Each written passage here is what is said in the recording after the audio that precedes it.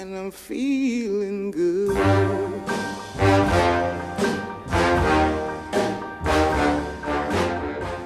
With very few extremely nutty, pious exceptions, all Christians are hypocrites. Okay. Because if you actually believed that Christianity was true, that this doctrine is true, then it would have to, absolutely, by definition, be the single most important thing in all existence. It has to be. Nothing could possibly be more important than your eternal salvation and your command to make sure that others are saved as well. Doesn't ignore whether or not the doctrine is fair or anything else. This must be the requirement. So when we look at like the Sermon on the Mount and listen and look at what Jesus said, and people, wasn't Jesus wonderful and he said all these great things? I look at the Sermon on the Mount and I go, this is some of the stupidest fucking advice I've ever heard. Mm-hmm. The meek are going to inherit the earth and sell all your belongings and trust that God will give you everything you need and go out into the world and tell everybody about, Christians don't do this. They don't give up their possessions. They don't actively go out. What they do God is is an afterthought for most Christians. They pour over the Bible until they find the... what the fuck is this thing called? The prayer of Jabez, so that they can start praying for personal wealth. That's what Christians actually do. That's a fairly recent thing. That's yes, but that is what Christians do instead of giving away all their stuff. Well, yeah, they turn it into they work the system of the Bible and Christianity to try to get the most personal stuff they can to make it more convenient for themselves. Sure. Yeah. For most Christians, God is an afterthought. Mm-hmm. He's not part of... if Christianity was true, there would be, for me at least, there should be nothing else I should possibly focus on or care about or think about. This would be the most critical thing ever. And yet, for most Christians, God's an afterthought. They go about their daily lives. They do the exact same thing that everybody else does. They just don't want to let go. They don't necessarily believe in God, in my opinion. They believe in belief. And they need this emotional crutch to prevent them from having to deal. Everybody's got to believe in something. Yeah, everything happens. What you're saying for a right reason. now could be said almost word for word by a preacher. I know. Because I've said it. Only your point is that this God stuff is stupid, and the preacher's point would be you should be more committed to God. Yeah, and the funny thing is that say. Yes, yeah. But the funny thing is the church can't afford for them to do that because they need that constant only funding. Up to a point. Yeah, a certain amount of getting the flock to feel guilty for not going that far is very handy because it's a way of making money. Yes. Yeah. And my response to that it's the speed trap of Christianity. Stop feeling guilty about not giving all your stuff away, and stop trying to justify, I can't live up to the standard or whatever, because the standard is dumb. Well, not only that, but start recognizing why it is true that God is an afterthought in the rest of your life.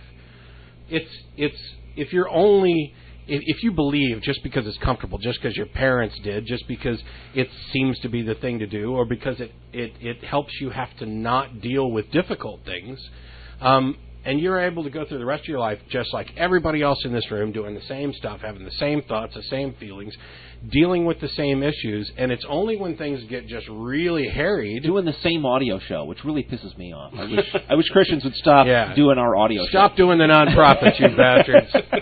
Sorry. But, if that's it, then it shouldn't take much more for you to sit down and look at it and recognize that, do I actually believe, or is this really just some kind of psychological baggage and crutch that I can't quite get rid of? And I don't mean to necessarily be overly insulting or diminish people's beliefs, but think about what you're believing and why. And when you start going down that road, you can take a look at what you do in your regular life and how you justify it. Because if you're justifying everything else in your daily life by reason, by relying on scientific investigation, by relying on the discovery of hundreds of thousands of years of progress, then what makes this other portion of your life that you've compartmentalized seem reliable or reasonable at all?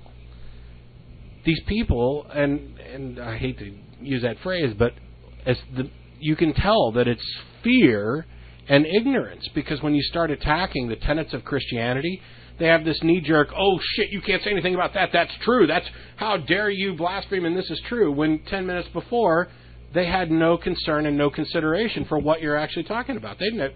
Who gives a thought about, whether or not a virgin birth is possible, or, miracles, turning water to wine and walking on the water, and even most Christians now, modern days, that stuff just kind of gets accepted and shuffled off because it gets in the way when you actually think about it, and they want to focus on the good things in the New Testament, to love thy neighbor and do unto others and all this other stuff, and not even take a look at what's wrong with some of the things they're saying like that. Yeah. This love your enemies, is that really possible? No, you know what happens while you pucker up to love your enemy? You're sticking a knife in your back. I mean, that's what enemies do. I'm certainly not promoting hatred, but there's the caution.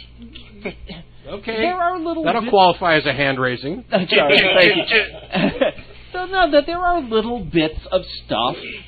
Even Matt was bad mouthing the Sermon on the Mount a second ago. There's little bits of stuff in there that I am able to spin into messages that I can find positive. Right. My dad likes to say, including loving your neighbor. Love your enemies. It will drive them crazy. And that's not what I mean. A lot of enemies are people with preconceptions about conflicts that they have that could be overcome if they could just set their hostile preconceptions aside. So on that level, it's fine, but it's not said like that, right? It's this platitude with no explanation behind it, and so if you simply mindlessly follow it, you're gonna not be any better off. Same thing with the meek inheriting the earth. If what that means is people that work together instead of fighting together will inherit the earth, I think that's a fine message. But then freaking say it that way. Don't pretend it's some kind of magical pronouncement of a prediction of the future. If there's really something that you ought to be doing differently because it actually has a different result, then tell people they ought to be behaving differently because, check it out. Right? Mm-hmm. And even some basic stuff like love your neighbor as yourself is actually not terribly good advice when you think about it. Like, if I loved everybody. Last time I reached over and tried to masturbate somebody else, they didn't take kindly. And you're not allowed to come over without adult supervision anymore. I was hoping we'd never use that word in this program. If I loved everybody in the world as much as myself, I would have a constant crippling fear of any of the 6 billion people dying or... Yeah. Right, sure. But if all that means is, you're a human being, they're human beings, they have rights like you do, that's a fine perspective to have. But say it that way, and don't pretend it's magical. Well, and they get off on the golden rule of do unto others as you would have them do unto you, as this wonderful thing that Jesus said. When it predates Jesus, it's actually in the Old Testament in another form from somebody else. And it's not even the best phrasing of that, because doing unto others as you would have them do unto you is not nearly as good as doing unto others as they would like you to do to them. Right. Because not everybody wants to do. Well, we got a rapture-ready chat room here full of people that have a very specific idea of what they'd like to have done to them. Yeah. And it's illegal. Ending the world for them doesn't seem like the best idea.